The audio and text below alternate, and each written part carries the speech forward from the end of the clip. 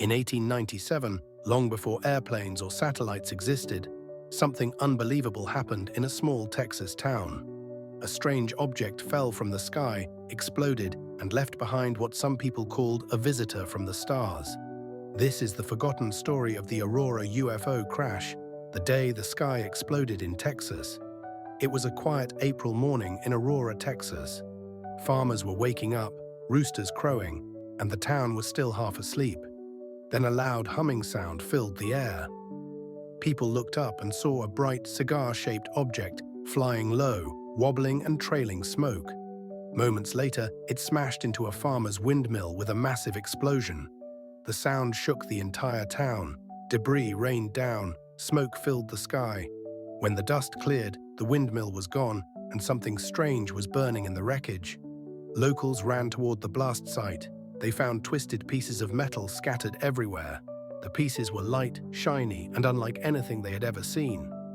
Some said the metal didn't melt or rust like iron, and in the center of it all, they found a small body. The being wasn't human. It was thin, small, and dressed in fabric that didn't look like anything from Earth. The townspeople were shocked but respectful. They wrapped the body and buried it in the local cemetery.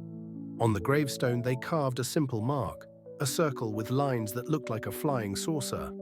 They called the being the Martian. The next day, the Dallas Morning News published the story. The headline read, "A mysterious airship crashes in Aurora." One occupant, not of this world, found it became one of the earliest UFO reports in American history. Around the same time, people across the United States were reporting strange airships in the sky. From Kansas to California, witnesses described glowing cigar-shaped crafts moving silently across the clouds. Some believed they were secret government inventions. Others thought they were visitors from beyond the stars. Decades passed, and the story faded into legend. But in the 1970s, UFO researchers came to Aurora to find the truth.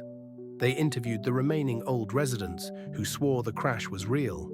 In the cemetery, they found the grave, a small weathered stone with a strange symbol carved into it. But when investigators returned a few years later, the headstone was missing. The ground looked disturbed, as if someone had dug there. Even metal-detecting scans showed a small coffin-like shape once lay beneath the earth. Soon after, the area was declared off-limits. Skeptics said it was all a hoax, a story made up to attract attention to a dying town. But believers argued that the witnesses, the debris, and the missing grave were too convincing to ignore. To them, it proved something extraordinary happened that morning in 1897.